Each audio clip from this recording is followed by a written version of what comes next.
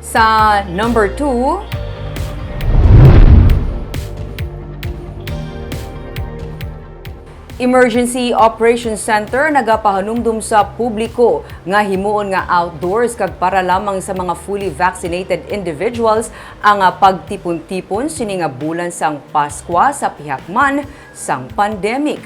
May report si Nico Delfin.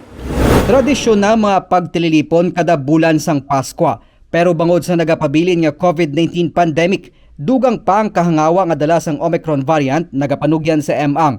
Executive Director sang Emergency Operations Center nga kung mahimo outdoor ang himuon nga pagtipon-tipon kag dapat fully vaccinated lang ang sarang makatambong. Since damo na subong nagaplano sa mga Christmas parties, kung pwede lang nga outdoors nila ihiwaton para nga well ventilated ang venue nga hindi kita masyado close kay ginapaiway ta ginaibitar ta na ang 3Cs no, ang close contact, close venues kag ang nami gid ang i-require ta nga ang naga-attend sa aton nga mga pagtipon-tipon fully vaccinated. Paandam naman sa pamuno sang liga ng mga barangay sa Bacolod nga si Barangay Takuling Punong Barangay Lady Glass Gonzales Palian nga kung mahimo hagan-hagan lang sa party-party kag ipasiguro ang pagpatuman sang minimum health protocol agod mapaiway ang paglaptas ng virus. Basta matingala kita after December mag-spike na naman ang case na to, no? So kanugon sang effort sang ato na frontliners, kanugon sang ato na sacrifice, no?